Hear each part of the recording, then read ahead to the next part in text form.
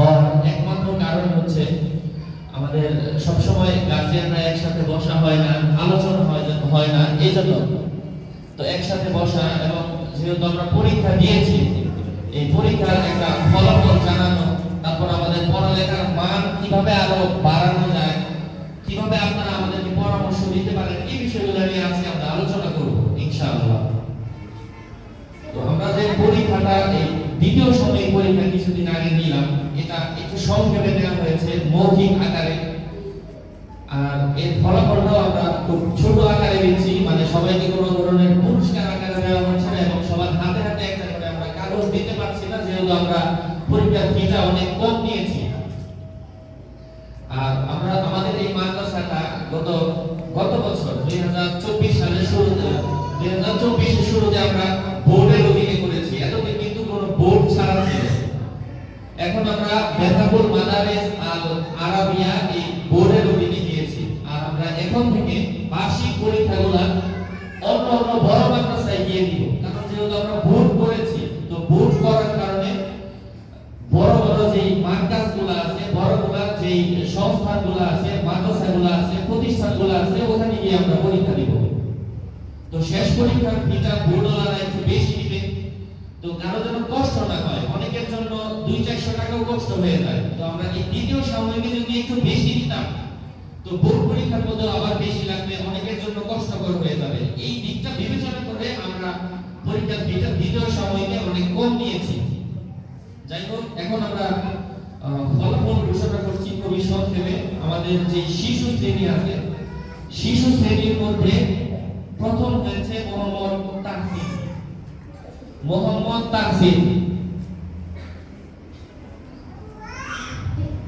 আরবি বক্তব্যের মধ্যে রয়েছে আল ইমতিহানু ইউকরামু আও ইউহান, পরীক্ষা হয়তো মানুষকে সম্মানিত করে অথবা অপমানিত করে।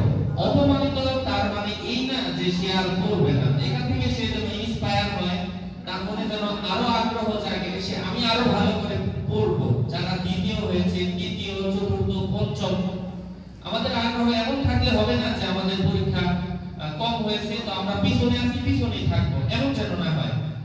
আমরা পরীক্ষা যা দিচ্ছি এবং যে পিছনে আছে তার আগ্রহ থাকতে হবে আমাদের জন্য আরো ভালো হয়। যে এক আছে তার চিন্তা করতে হবে আমার থেকে এই এক যেন কেউ না নিতে পারে।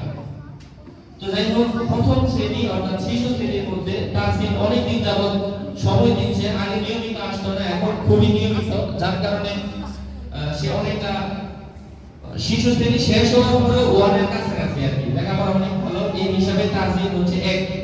তাহসিনের মোট নাম্বার হচ্ছে 615। আর দ্বিতীয়ত হচ্ছে আনিশা, আমাদের মেয়েদের মধ্যে দ্বিতীয়ত হচ্ছে আনিশা, আর তৃতীয়ত হচ্ছে মোহাম্মদ রূপম। তো চতুর্থ, পঞ্চম, ষষ্ঠ সেগুলো আমরা যেহেতু সময় সংক্ষিপ্ত সেগুলো আমরা বললাম না। শিশু শ্রেণী যারা আছে তাদের রেজাল্ট আমরা আমাদের নোটিশ বোর্ডে জড়িয়ে দিব। আর দ্বিতীয় শ্রেণীর মধ্যে প্রথম হয়েছে মোহাম্মদ ফারহান। দ্বিতীয় হয়েছে মোহাম্মদ সুমন। আর তৃতীয়ত হয়েছে মোহাম্মদ মাহফুজ বিন মুজাম্মেল। সে আগেও 3 ছিল, এখনো 3 আছে। আর মোহাম্মদ ফারহান আগে পূর্বের রোল ছিল 2, এখন আছে 1। আর যে দ্বিতীয়ত সুমন, সে পূর্বে ছিল 1, এখন আছে সে 2।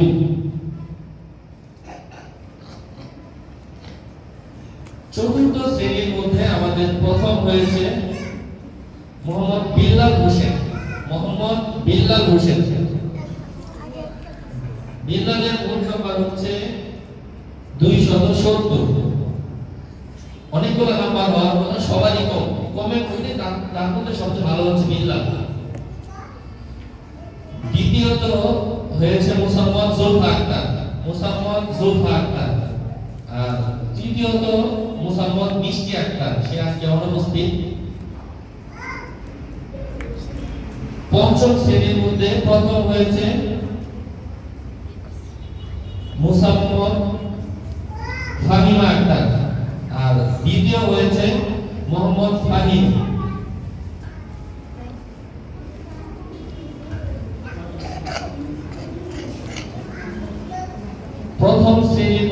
প্রথম হয়েছে মুসাম্মদ সোহানা আক্তার। সোহানা আগে ছিল 2, বর্তমানে আছে 1। আর প্রথম শ্রেণীর মধ্যে দ্বিতীয় হয়েছে মুসাম্মদ মাসুমা আক্তার। মুসাম্মদ মাসুমা আক্তার, মাসুমা আগে ছিল 1, এখন আছে 2। আর প্রথম শ্রেণীর মধ্যে তৃতীয় হয়েছে মোহাম্মদ আরাফাত। আরাফাত আজকে অনুপস্থিত, অসুস্থ। আরাফাত আগে ছিল 4, বর্তমানে আছে 3। এই শ্রেণীতে আরো কয়েকজন আছে, তাদের নাম্বারগুলো আমরা নোটিশ বোর্ডে ঝুলিয়ে দেব। আরবির দিক থেকে আরবির যে ক্লাসগুলো আছে, প্রথম বর্ষের মধ্যে প্রথম হয়েছে মুসাম্মদ মারিয়া আক্তার। প্রথম বর্ষের মধ্যে প্রথম হয়েছে মুসাম্মদ মারিয়া আক্তার। দ্বিতীয় হয়েছে মোহাম্মদ ফাহিম। তৃতীয় হয়েছে মুসাম্মদ মিষ্টি আক্তার আরবির দিক থেকে। আর তৃতীয় বর্ষ যারা আছে, তৃতীয় বর্ষের মধ্যে আরবির দিক থেকে প্রথম হয়েছে মুসাম্মদ ফাহিমা আক্তার। দ্বিতীয় হয়েছে মোহাম্মদ মিনহাজউদ্দিন। ষষ্ঠ শ্রেণীর মধ্যে আমাদের প্রথম হয়েছে মুসাম্মদ মারিয়া আক্তার।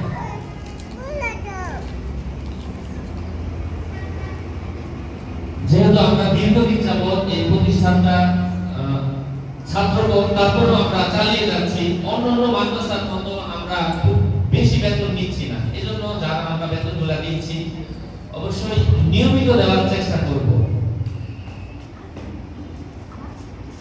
আর আমরা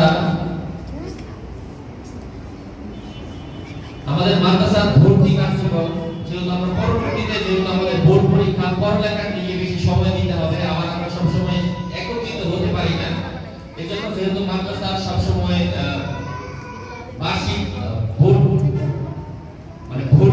ভর্তিটা হয় রমজানের পরে, তো প্রথম রমজান থেকে আমাদের মাদ্রাসার আবার পরবর্তী ক্লাসের ভর্তি শুরু হবে। আর এখন আমরা সর্বশেষ আরেকটা দিক নির্দেশনা দিব, সেটা হচ্ছে যারা আম পাড়া করতেছে, যারা কায়দা